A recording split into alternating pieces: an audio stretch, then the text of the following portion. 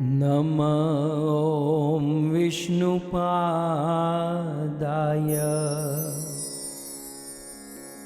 कृष्णपृष्ठाय भूतले श्रीमते भक्तिवेदान्त स्वामी इति नामिने। नमस्ते सारस्वते देवे गौरवाणी प्रचारिणे निर्विशेष शून्यवादी पाश्चात्य देशतारिणे। जय श्री कृष्ण चैतन्य प्रभु नित्यानंद श्री अद्वैत गदाधर श्रीवासादि श्री गौर भक्तवृंद। हरे कृष्णा कृष्णा कृष्णा हरे हरे, हरे राम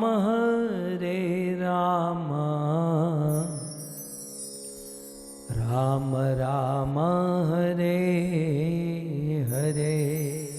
श्री पुरुषोत्तम मास के जगत गुरु श्रील प्रभुपाद की। हरे कृष्णा।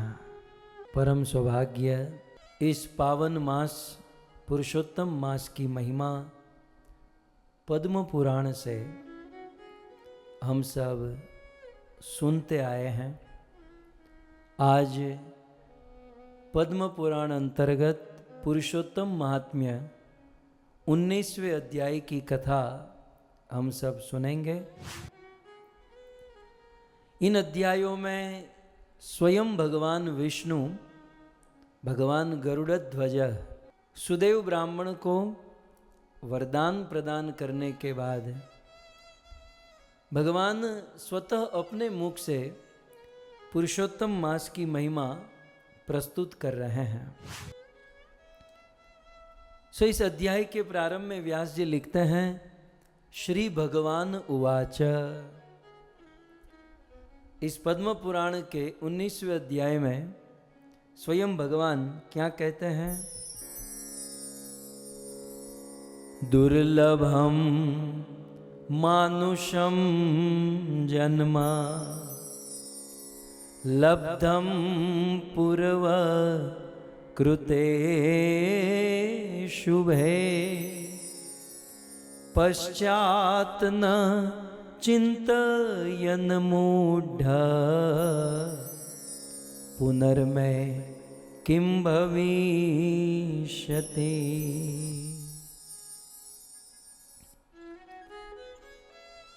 स्वयं भगवान कहते हैं दुर्लभम मानुषम जन्मम, ये मनुष्य जन्म बहुत दुर्लभ है। ये केवल भगवान विष्णु ही नहीं, भागवत में भगवान कृष्ण उद्धव को भी कहते हैं नृदेह माध्यम सुलभम सुदुर्लभम।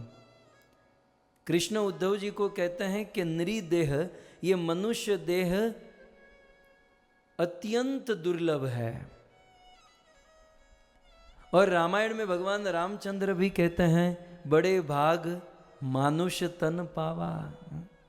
सुर दुर्लभ, देव दुर्लभ, ये मनुष्य देह आज हम सबको जो प्राप्त हुआ है अत्यंत दुर्लभ है।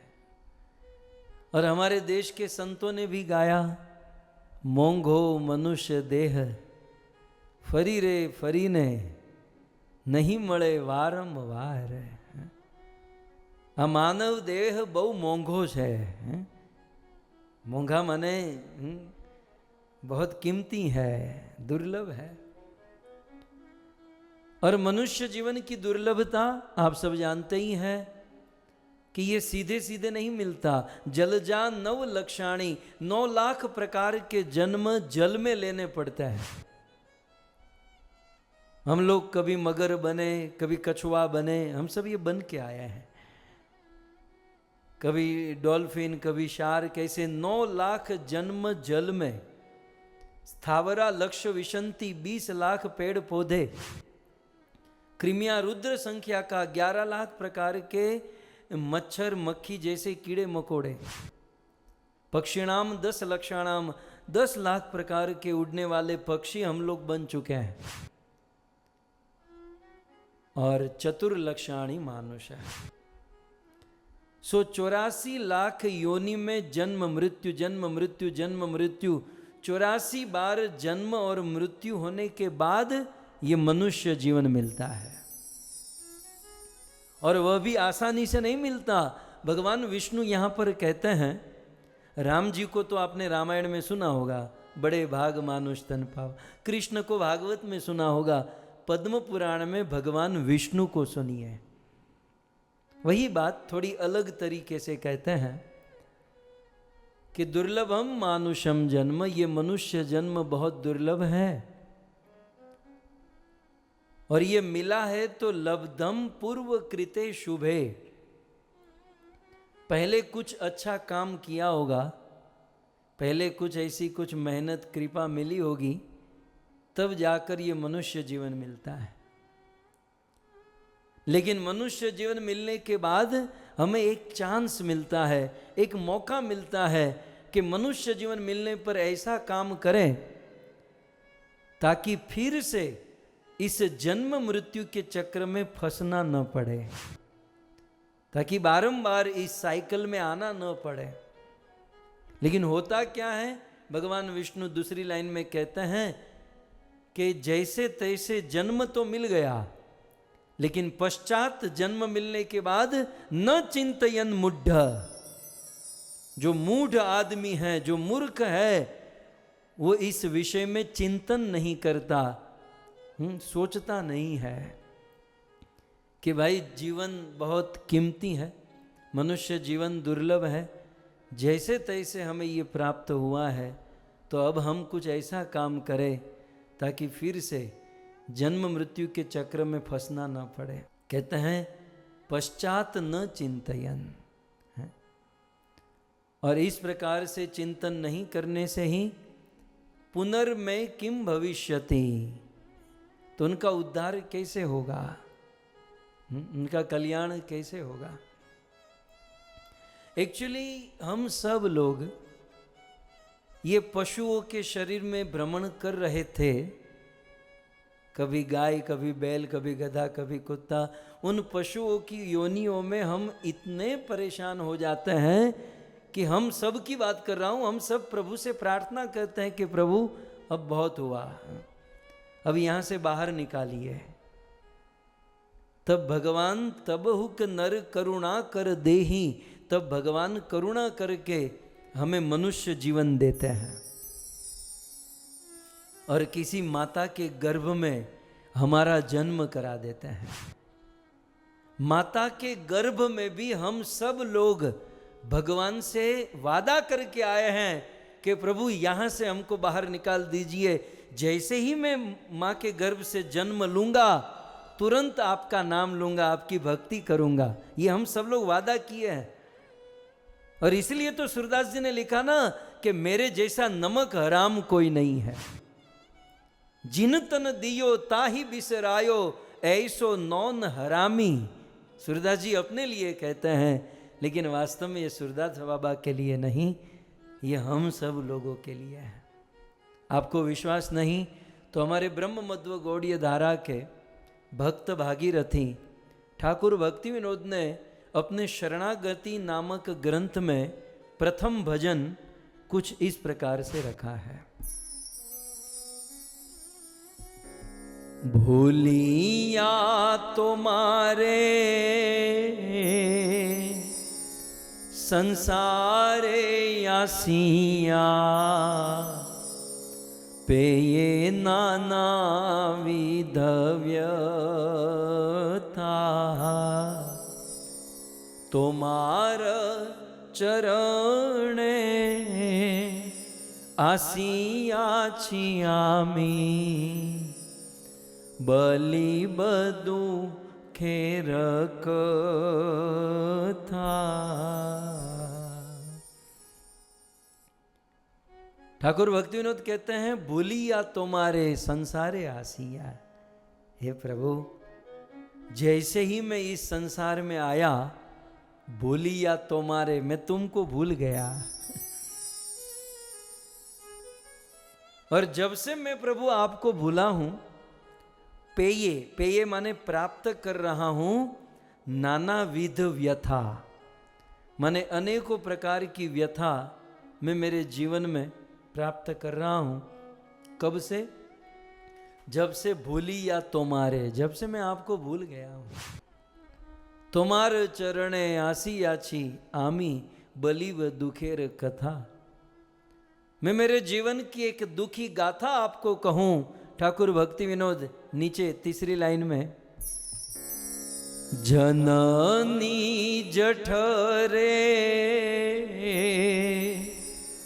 छिलाम यखन विषम बंधन पाशे एक बार प्रभु देखा दिया मोरे वंची ले ये दीन दासे। ठाकुर भक्ति विनोद कहते हैं कि भगवान की कृपा हुई, वो 84 के चक्र से निकालकर मनुष्य जीवन दिया। सो मनुष्य जीवन देने के लिए जननी जठरे, माता के गर्भ में मुझे रखा गया। और छिलाम यखन विषम बंधन पाशे, और उस माता के जठर में एक छोटी सी थैली में एक विषम बंधन में मैं बंध गया। और उस माता के गर्भ में एक बार प्रभु आपने मुझे दर्शन दिया। हम सबको हम सबको माता के गर्भ में भगवान ने दर्शन दिया था। हो सकता है हमको अभी याद नहीं है, हमको अभी माता के गर्भ की छोड़ो, परसों दोपहर को कौन सी सब्जी खाई थी वो याद है? तो माता के गर्भ की कहाँ से याद होगी? इसलिए तो साधु संत हमें सब याद कराते हैं। सो जननी जठरे एक बार प्रभु भगवान ने दर्शन दिया था। और उस दर्शन में क्या हुआ? तखन भाविनु जन्म पाइया करीव भजन तव। और उस समय हम सब लोग माता के उस गर्भ में भगवान से प्रार्थना कर चुके हैं कि हे प्रभु, माता के इस गर्भ में मुझे बड़ा कष्ट हो रहा है।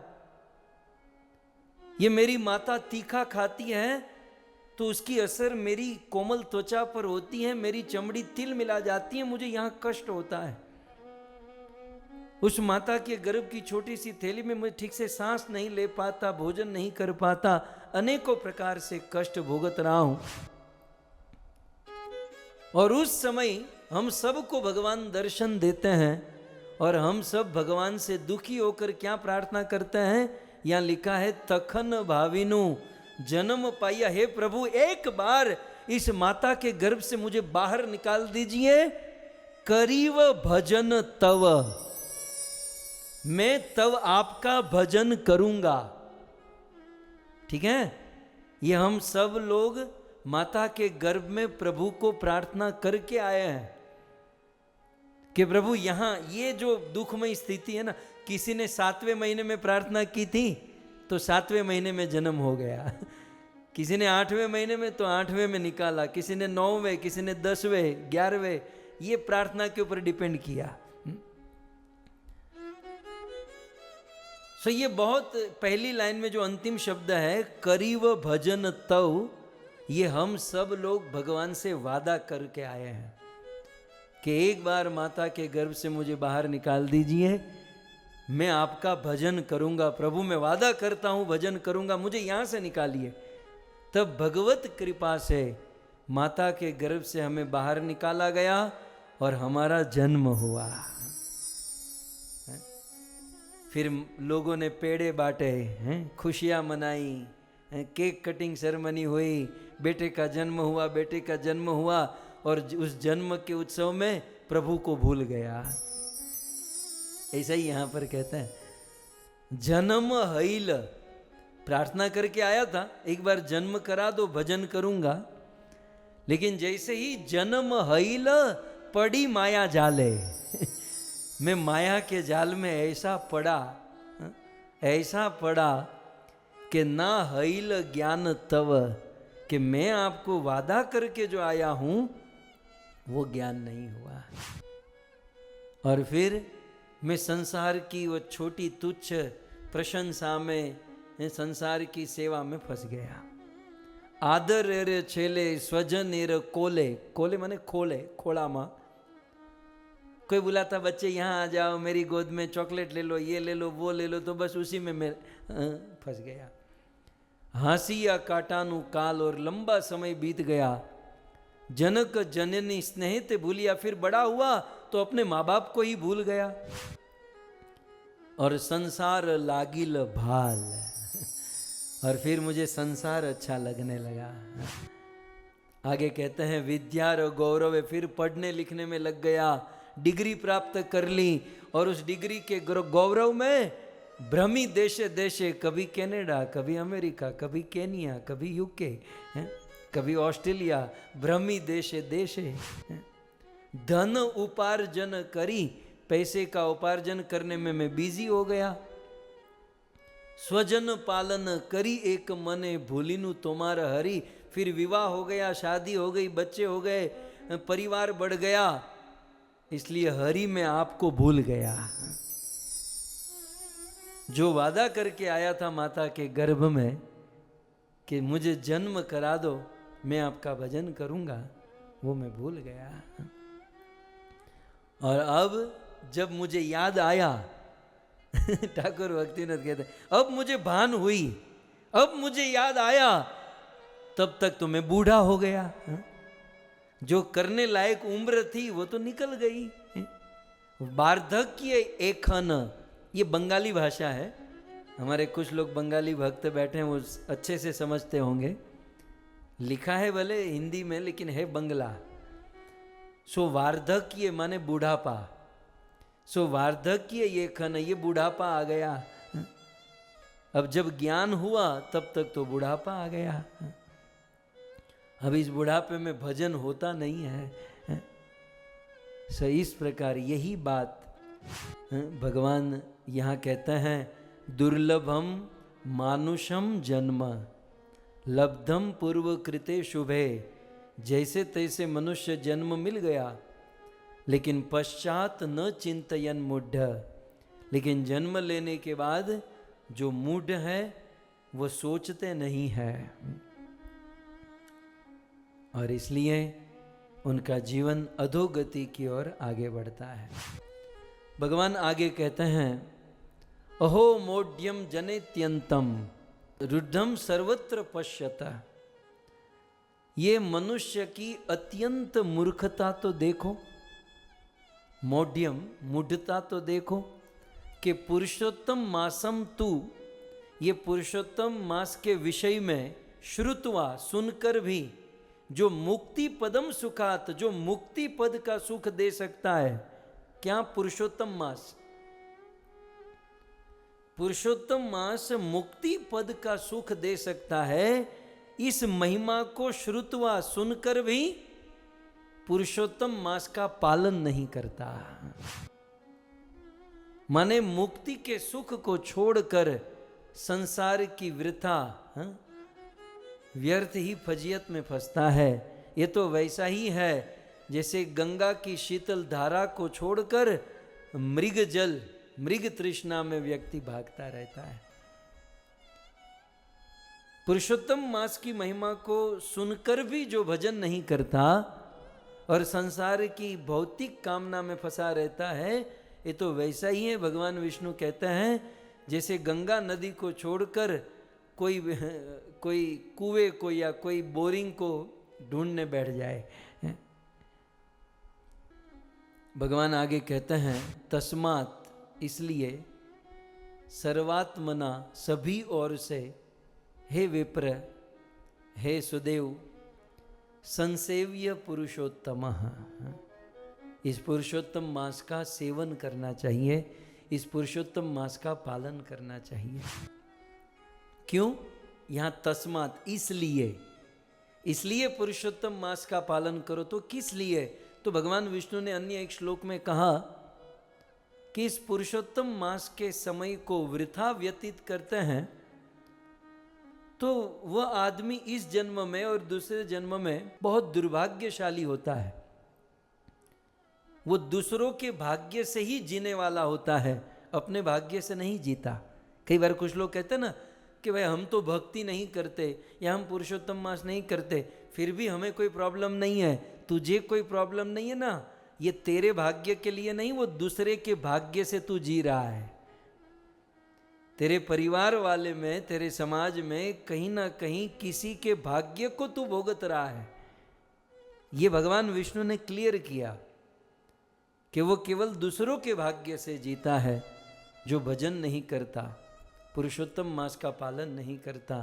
तस्मात्, इसलिए सर्वात्मना, सभी ओर से, समसेव्य पुरुषोत्तम, पुरुषोत्तम मास का सेवन करना चाहिए, पालन करना चाहिए। क्यों? क्योंकि ये पुरुषोत्तम मास समत प्रिय, मेरा प्रिय है। पुमान लोके, इस मनुष्य लोक में, सधन्यो भाग्य परा, वह भाग्यशाली होगा, वह धन्य होगा जो पुरुषोत्तम मास में मेरी भक्ति करेगा। इस प्रकार भगवान विष्णु ने सुदेव ब्राह्मण को ये सारी बातें बताई और भगवान विष्णु वहां से चले गए। ये कथा कौन किसको सुना रहे थे? मूल रूप से ये कथा वाल्मीकि ऋषि राजा दृढ़धनवा को सुना रहे थे। कई दिन पहले आपने सुना है कि राजा दृढ़धनवा इतने सुखी थे, वो जानना चाहते थे मेरे जीवन में सुख का कारण क्या है। तो वाल्मीकि ऋषि ने ये पूरा वृतांत सुनाया और कहा कि आप पूर्व जन्म में सुदेव ब्राह्मण थे और आपने पुरुषोत्तम व्रत का पालन किया था। भगवान विष्णु ने प्रकट होकर आपको वरदान दिया था। सो भगवान विष्णु चले गए और वाल्मीकि ऋषि ने कहा, और एक आपका प्रश्न था ना, एक तो सुखी क्यों थे वो तो मैंने आपको बताया, फिर दूसरा मृगिया करने के लिए आप वन में गए और वह शुक, वह तोता पेड़ के ऊपर बैठकर कुछ बोल रहा था, तो वो कौन था? बोले वो आपके पूर्व जन्म का जो पुत्र था शुकदेव, वह आपके पूर्व जन्म का पुत्र शुकदेव ही इस जन्म में वो तोता बनकर आया आपको वैराग्य की शिक्षा देने के लिए, आपको वैराग्य की शिक्षा देने के लिए आया। बोले वो तोता बोल क्या रहा था? इसके मन में यही प्रश्न था ना कि वो तोता क्या बोल रहा था। सो वो तोता पूर्व जन्म का पुत्र था और वो अपने पिता को वैराग्य की शिक्षा दे रहा था कि आपकी उम्र हो चुकी है, अब आपको अपना मार्ग बदलना चाहिए। कौन सा मार्ग अपनाना चाहिए? तो बहुत सुंदर मार्ग बताता है। देहे स्तिमान सरुधिरे अभिमतिं त्यजत्वं जाया सुतादिषु सदा ममतां विमोच्य पश्यान्निशं जगदिदं क्षणभङ्ग निष्ठं वैराग्य रागरसिको भव भक्ति निष्ठा।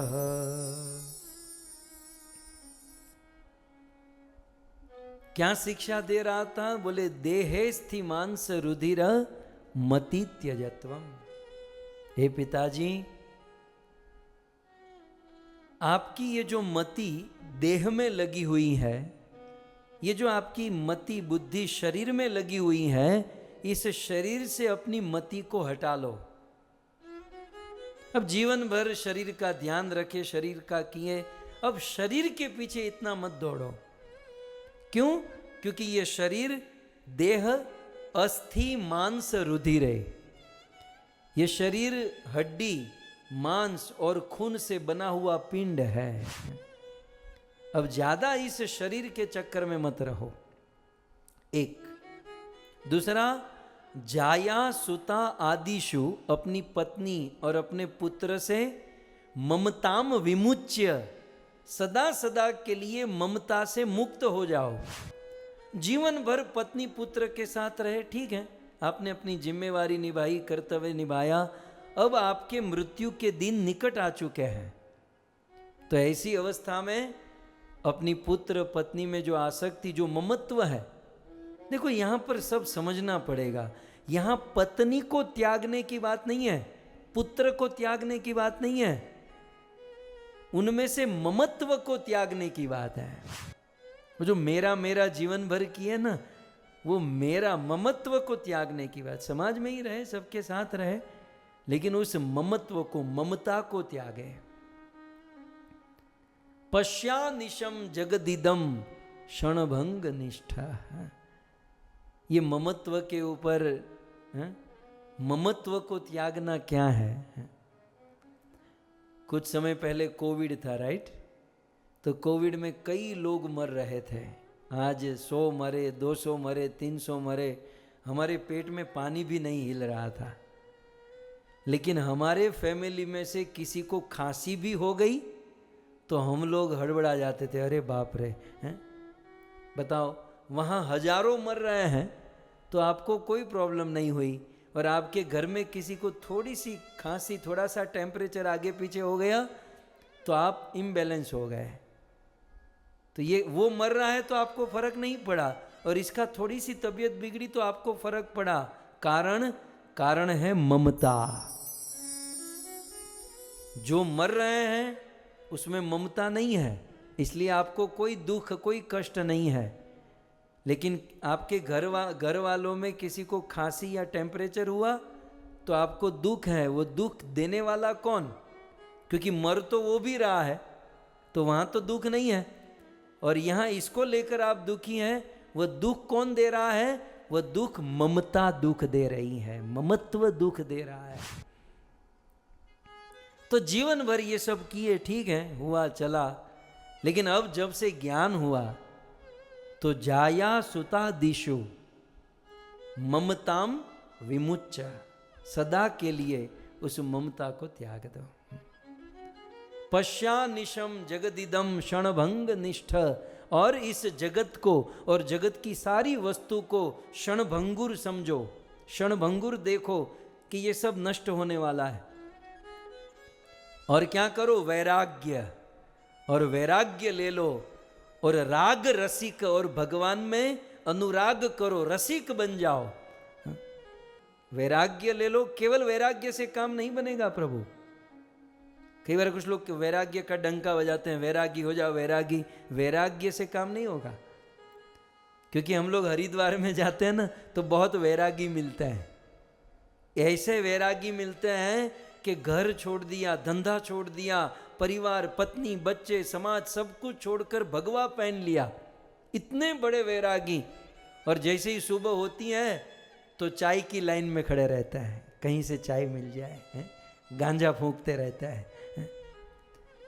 वैराग्य से काम नहीं होगा। वैराग्य के साथ राग, अनुराग, भगवान में अनुराग रखना होगा।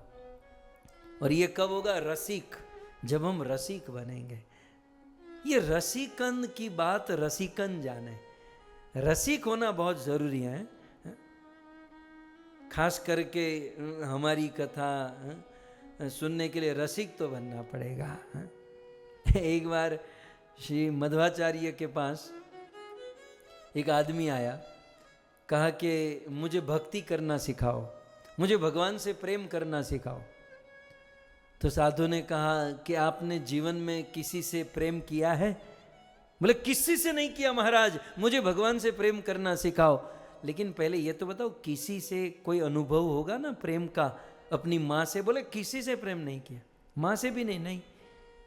बोले फ्रेंड सर्कल में किसी मित्र से प्रेम? बोले किसी से नहीं। बोले कोई गर्लफ्रेंड, कोई लड़की से प्रेम? बोले किसी से प्रेम नहीं किया। मध्वाचार्य ने कहा निकल यहाँ से, तेरे अंदर प्रेम नाम की सर्किट ही नहीं है, तेरे अंदर वो चिप ही नहीं है कि तू प्रेम कर पाएगा। दुनिया में किसी से प्रेम किया होगा तो वो कृष्ण में डाइवर्ट करेगा ना, तेरे अंदर वो सर्किट ही नहीं है। बस वो केवल वैराग वैराग वैराग, त्याग और तप। वैराग्य अच्छी बात है, लेकिन वैराग्य किस नासिर का होना चाहिए, किस तासीर का होना चाहिए? बोले रसिक वैराग्य होना चाहिए।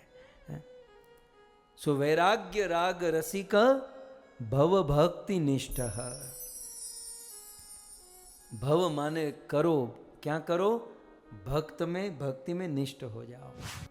फिर आगे बहुत सुंदर कहते हैं, धर्म भजस्व सततम त्यज लोक धर्मान सेवस्य साधु पुरुषां जहि काम तृष्णा अन्यस्य दोष गुण चिंतनमाशु मुक्त्वा सेवा कथा रसमहो नितराम पिबत्वम्। धर्मम भजस्व सततम, और क्या करो? धर्म भजस्व सततम, सतत धर्म का आचरण करो। कैसे? त्यज लोक धर्मान, लोक धर्म को त्याग कर। एक उम्र हो जाने के बाद ये शौक के गाजर खाना बंद कर देने चाहिए। फलाने की शादी में जा रहा हूँ, अब छोड़ो शादी बच्चे करेंगे, वो सब परिवार में जाएंगे। अब हमारी एक सर्टन एज हो जाने के बाद परिवार में रहे, लेकिन वानप्रस्थ जैसे वन में रहते हैं वैसे। इसलिए कहते हैं त्यज लोक धर्मान, लोक धर्म को त्याग दे। तो कहेंगे हम फलाने की शादी में नहीं जाएगा, उसको बुरा लग जाएगा, तो आपकी शमशान यात्रा में 2 लोग कम आएंगे, और क्या है? मरने के बाद 2 लोग यात्रा में कम दिखाई देंगे, और आपको अब तो जीवन समाप्त होने को आया, अब ये सब करके क्या करना है? किसी को बुरा लग गया, ये लग गया, नहीं। एक सर्टन लेवल के बाद धर्म भजस्व सततम, सतत निरंतरम। આપણે ત્યાં ગુજરાતીમાં કેવી રીતે નહીં, સગવડે ધર્મ, जब सगवड़ हुई तो धर्म का पालन, जैसी सगवड़ वैसा धर्म, ऐसा नहीं। सततम और त्यजलोक धर्मान सेवस्व साधु पुरुषम, साधु संतों की सेवा करें, और जहि काम तृष्णाम, काम तृष्णा को त्याग दे। अन्यस्य दोष गुण चिंतन मासु मुक्त्वा, अब लोगों के दोष देखना बंद कर दो, फलानी ऐसा, वो ऐसा, वो वैसा। अन्यस्य, लोगों के दोष गुण चिंत मासु मुक्त्वा, वो सब वहीवट बंद कर दो। और सार लास्ट में बता रहे हैं, करो क्या? सेवा कथा रस महो नितराम पिबत्वम, ये कथा रस को निरंतर पीते रहो, जैसे परीक्षित ने पिया। सही इस प्रकार से वह शुक उपदेश दिया। वाल्मीकि ऋषि ये सब क्लैरिफिकेशन किए राजा दृढ़ धनवा के सामने, और कहा कि इस प्रकार से उपदेश देकर गया, और मुझे भी अभी जाना होगा। सो वाल्मीकि ऋषि राजा दृढ़ धनवा के सभा से निकल पड़े, जहाँ से आए थे वहाँ वापस लौट गए और यहाँ पर राजा दृढ़धनवा को परम वैराग्य हुआ और भगवत भजन में पूर्ण रूप से लग गया। और श्री व्यास मुनि ने कह दिया, इति श्री पद्म पुराणे पुरुषोत्तम महात्म्य वाल्मीकि ना दृढ़धनवन पूर्व वृतांत कथन अंतरम वाल्मीकि प्रस्थानम नाम 19 अध्याय समाप्तः। श्री पुरुषोत्तम मास की श्री प्रभुपाद की